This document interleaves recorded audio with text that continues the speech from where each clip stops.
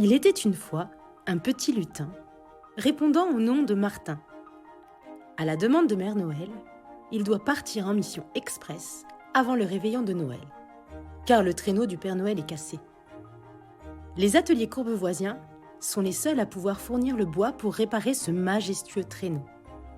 Mère Noël, embêtée, lui explique qu'elle ne sait plus où se trouvent les ateliers. Muni de sa carte, petit lutin part à leur recherche dans Courbevoie. Le lutin est fier de se voir attribuer cette responsabilité. Il ne voudrait surtout pas décevoir la Mère Noël et le Père Noël. L'objectif est double: réparer le traîneau du Père Noël et arriver à temps pour les fêtes en famille.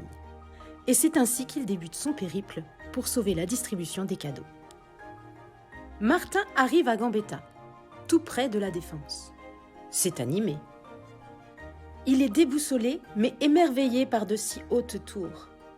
Il n'a jamais vu de telles architectures au pays des lutins. Il admire notamment cette fameuse statue de Courbevoie qu'on appelle l'araignée rouge. Il s'aventure dans ce quartier moderne, superbe et impressionnant, mais n'y trouve rien. Tenté par l'odeur de marron chaud qui se dégage d'un marché de Noël courbevoisien au loin, petit lutin décide de changer de quartier pour continuer ses recherches. Il prend alors les transports en commun, comme de nombreux courbevoisiens. Martin descend du bus 275 à l'arrêt Place de Belgique et marche quelques minutes. Il découvre un tout autre style de quartier. L'architecture du début du XXe siècle le réjouit. Il cherche, déambule dans chaque recoin de ce petit village. Il passe devant les fleuristes, devenus le temps des fêtes, vendeurs de sapins. Il se promène sur les pavés et croise de nombreuses familles affairées aux préparatifs de Noël. Les rires des enfants se mêlent aux conseils culinaires des commerçants. Quand soudain, catastrophe! Un gigantesque coup de vent vient de souffler sur Courbevoie. Le bonnet de petit lutin vient de s'envoler. Il doit absolument le récupérer, car ce bonnet familial est son porte-bonheur, et qu'il se transmet de génération en génération. Mais il doit se dépêcher. Sans lui, la distribution des cadeaux n'aura pas lieu, et les enfants seront tristes et déçus. Abattu, Martin pense que c'est trop de responsabilité pour un tout petit lutin comme lui dans une si grande ville. Il revient sur ses pas pour retrouver son bonnet et continue de rechercher les ateliers. En vain. Il passe devant le centre événementiel de Courbevoie et entend les répétitions de la chorale de Noël. La musique et l'esprit de Noël l'enchantent. Après quelques mélodies, il retrouve sa motivation.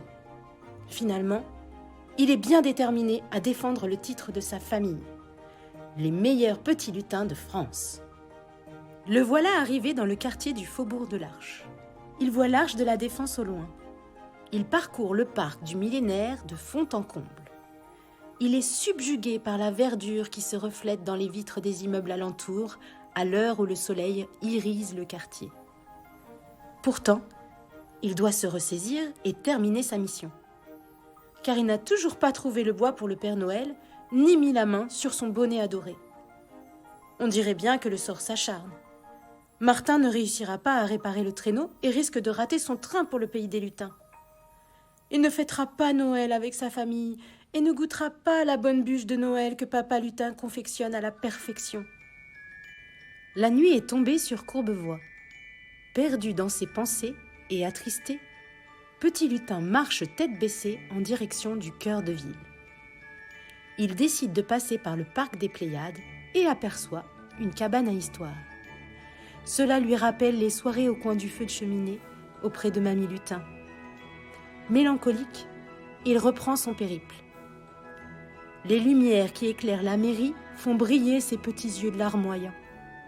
Au loin, il entend une voix familière provenant de la place Hérold. Il lève la tête et court en direction des silhouettes qu'il aperçoit. En se rapprochant, il découvre toute sa famille qui l'attend pour monter à bord du Lutin Express en direction des fêtes de Noël. Quelle belle surprise! Pour sa première mission, ses proches ont veillé sur lui depuis les nuages. Grâce à leur soutien inconditionnel, il en est sûr, il accomplira sa mission. Comme par magie, Martin aperçoit enfin son bonnet. Quelqu'un l'a posé en haut du sapin pour le décorer. Sur cette grande place, où jaillissent l'été les jets rafraîchissants des fontaines, un traîneau est exposé en guise de décoration.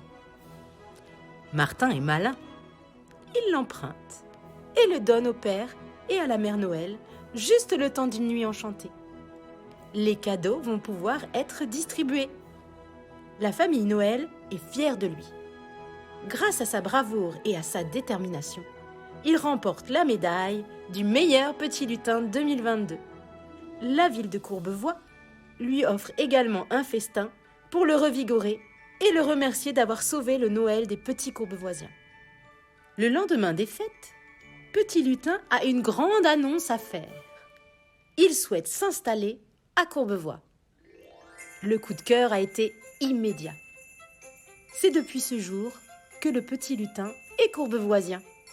À chaque Noël, et ce depuis de nombreuses années, en souvenir de cette journée riche en émotions, Martin ressort les albums photos de ses moments de partage courbevoisien. Entouré de sa famille dans son petit appartement douillet situé dans le quartier de Bécon, il est fier de sa nouvelle vie.